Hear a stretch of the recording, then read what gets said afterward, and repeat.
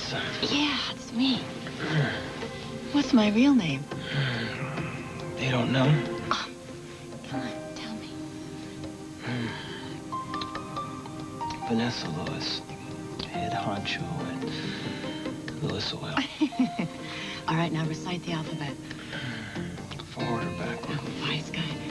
How did you get here? What are you doing here? I came to say goodbye. I was writing you a letter. How did I end up on the floor?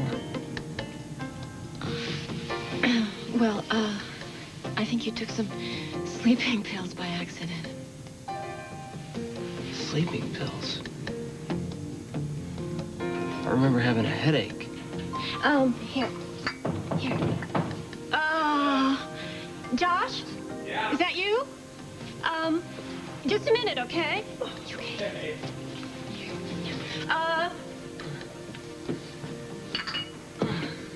Just be with you in a second. Okay, come on in. Sure? Yeah. You're gonna let me in this time, huh? Yeah. I mean, I wouldn't want to disturb your nap or anything like that. I wasn't sleeping. Oh, okay. What is that? What? Well, the coffee. The coffee cup. What are you doing drinking coffee if you're having so much trouble sleeping? Josh, you're so silly. This is decaffeinated. Well, now, hold on. I'm just suggesting that when you get to be our age, buttermilk can work pretty good. You might want to try that. A little warm buttermilk, huh? Ew. So, how's Peter? He's fine. Didn't you talk to Bridget when she was here? Oh, yeah, I did. Yeah. It seems that it was actually pretty good timing for her because her brother had just left town. She was a little bummed out about that. Right. Yeah. Evidently, she had worked very hard to make him feel welcome, and then he just disappeared on her. You know, it's hard to figure a guy like that. Kind of reminds me of the kind of stray that you're trying to bring under your wing with this family friends organization that you're putting together, you know? Doesn't know where he's come from, doesn't know where he's going, that kind of a guy. Excuse me. Is this the man who used to love to wear mirror sunglasses and loved acid rock and wouldn't let anybody tell him what to do? Hold on. That was a rite of passage. That wasn't a way of life for me, okay? Yeah, well, you're starting to sound like one of those guys who sleeps in a tie. What's wrong with sleeping in a tie? Well, I'm sorry, but I just feel that Matt Reardon is a wonderful young man. And Really? Yes, I do. He's sensitive, he's intelligent, he's trying to live life on his own terms, and I think he deserves a little respect for that. I mean, this generation has to face a lot of things that you and I didn't have to face, you know? Crime, broken families, life-threatening diseases. Okay, all right. Not enough I work. get the point. I get the point. I'll try not to jump down on Generation X anymore, I promise, okay? I'm sorry, I guess I got a little worked up. It's all right. I know you get very passionate about things you believe in. I have to be honest here, though, all right? I just feel that I got the feeling from Matt that he might not have been who he seemed to be, you know, that he had some kind of a hidden agenda while he was here. I'm just telling you the truth, all right? And he left town because things didn't quite pan out the way he wanted them to. That's Matt. There was something I wanted to say to you. Oh, yes. I wanted you to take this to Mindy. Because this is, you know, I wasn't feeling too well today. I should have gotten this to her. It's, some stuff for fundraising for family friends. Okay. Yeah, I can find her. I'll take it to her. You sure you're okay, Great. though? I mean, you're a little jumpy. You sure you're gonna be all right? I'm fine. I'm just really, really tired. So am I. Woo. Yeah. I'll tell the kids to keep quiet for you, all right? Okay. Bye. You're an angel. I know. Well, you heard about one thing. I do have an agenda. I'd like to crawl into that bed right now and make love to you all night long. That was not funny. Don't pretend to be mad. I heard all those nice things you said about... I'm very mad at the situation. Well, you have to admit, it was kind of funny. You were out cold in my bed when Bridget came over to me and told me all those things about how she feels about you. It really made me feel very guilty. Why would you feel guilty? Because you're leaving because of me. It's not fair. It really isn't if you've found a place where you belong and a family And Bridget needs you, and you need her, and so it's just... And what about you? What do you need? That's not the subject. Okay, you're concerned about Bridget. I am too. What should I do about it? Why don't you call her? Why don't you just use the telephone and call her up and tell her that you've changed your mind and that you're going to stay? Okay, on one condition. If you tell me out loud right now that that's what you want to. Okay. It's true. I want you to stay.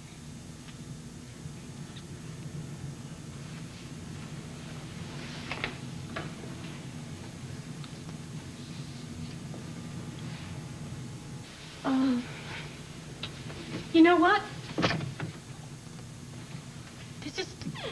There's just got to be some way to get you out of here without everybody seeing you. How'd you... I could go out through the window like I came in if you want. You came in through the window? Mm-hmm. Oh.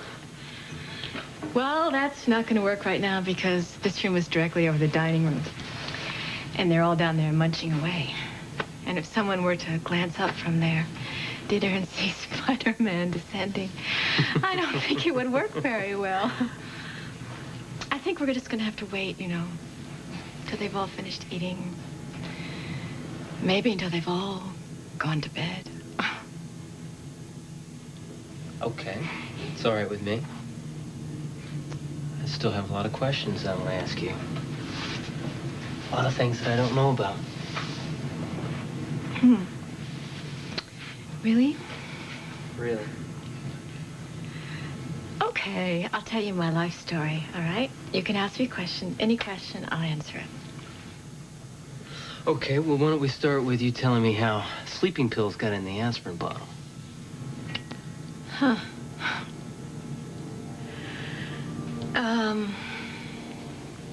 Okay. I'll tell you.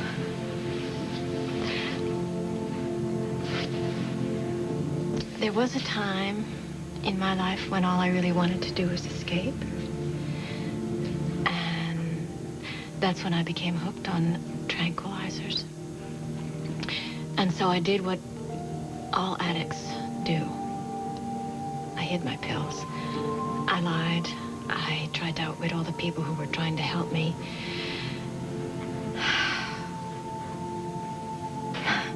I really have forgotten about that time. But I guess the pills must have been stuffed in the back of the cabinet, and when you sorted through everything to move it, there they were, just ready to get me with their nasty little memories. Well, I guess sort of lucky that they were there. I wouldn't have passed out on your floor, and I wouldn't be here right now with you. Okay, it's my turn to ask you a question. No, I'd rather ask you the questions. Hey, come on. It's simple. It's easy. We'll play a game. It has a real name. It's called Favorites. It's where we both get to tell each other our favorite things. Oh, well, that's easy for me. I mean, your hair, your eyes, your lips. You sit there. I'll sit here. Okay? Come on. Okay. All right. What's your favorite book? Catcher in the Rye. What's yours? Love in the Time of Cholera. Do you know it? No, I don't. I'll get it for you. It's really nice. Thanks. Your turn. Favorite cigar? Well, it's got to be the one on my knee. Because, I was so brave that they gave me a triple-decker ice cream cone. Your turn.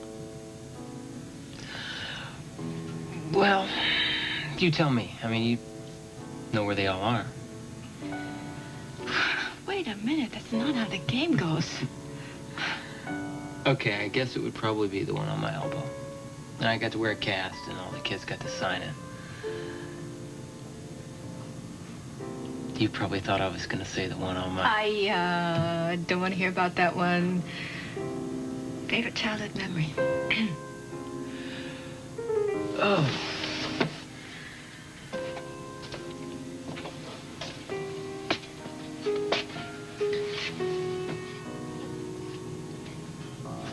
Probably the time that I hid on the floorboard of the backseat of my dad's car. And he didn't realize I was back there till he got to Grand Rapids. By then it was too far to turn back, and well, after he got over being ticked off at me, he decided to let me go on some of his business calls with him. I think he actually got a kick out of it. I got to stay in the hotel room with him, spend the night, eat peanuts and candy out of the little bar. It was a good trip. Well, next category. Favorite dream.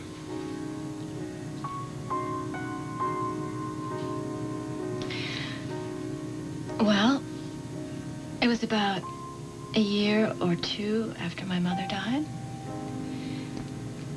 And I dreamt that I was standing on a railroad platform. And it was dusk. It was hot. And the train came in and I looked up. And there was my mother. She was looking out the window and she was smiling at me. And it didn't make me feel sad or anything because she looked beautiful and content. And so then the train pulled away and I waved.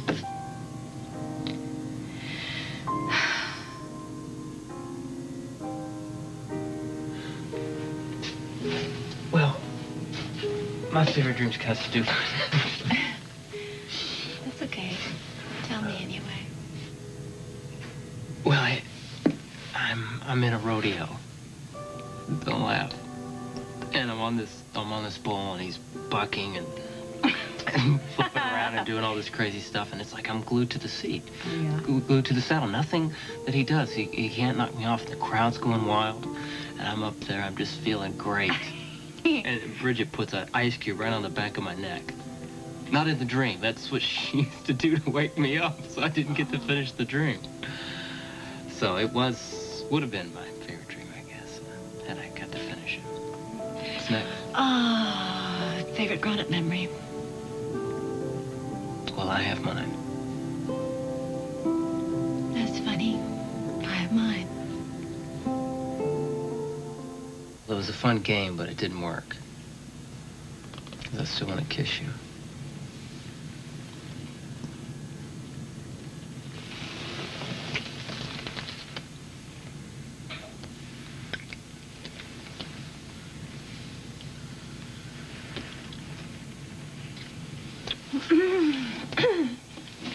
Sure was a whole lot easier when you were lying in my bed unconscious and I had to pretend you were a foot spasm. What? Well, Joshua came to the door and you were out cold and you had a bedspread and a pillow over you. And he knew that there was something strange because I was acting so peculiar. So he kept trying to get in the door and I kept trying to talk him out of the, get him going. And I'd almost gotten him down the corridor and then there was this tremendous crash. And I had to pretend that it was my foot and that I had a reflexive foot spasm from muscle cramps. What? Oh.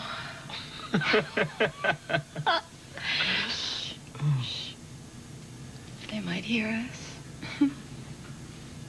You think it's safe for me to crawl out the window yet? No. They're having coffee. Well, then I think you better come up with another game. Okay. I will. You just go call Bridget and tell her that you've decided to stay. And then I'll do my very best to think of another game. I can't wait to see what you come up with. So I almost ran over this guy right in the middle of the road. I didn't see him until I got right up on him. So I get out of the car, and I yell at him, and he doesn't respond. He's just looking straight ahead, not looking to the left, not looking to the right, just straight ahead, not moving. So I'm thinking, this is weird. So I start walking towards the guy. And when I get close enough to him to reach out and touch him, he spins around, grabs my arm, and calls out my name. To be continued. Horrible. Well, that way you have to invite me back to hear the rest of the story. Now it's your turn. You tell me one. How about a love story? Once upon a time, there was a woman who was lonely and confused and unhappy about her life. And she went for a boat ride. She fell off. And she was rescued by a handsome stranger who made her feel alive, happy. But she had to say goodbye and go back to her real life.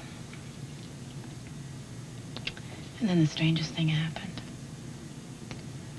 The handsome stranger left his magic cave and showed up, plop, right in the middle of her real life. And then this woman, her name was Contessa, became very confused again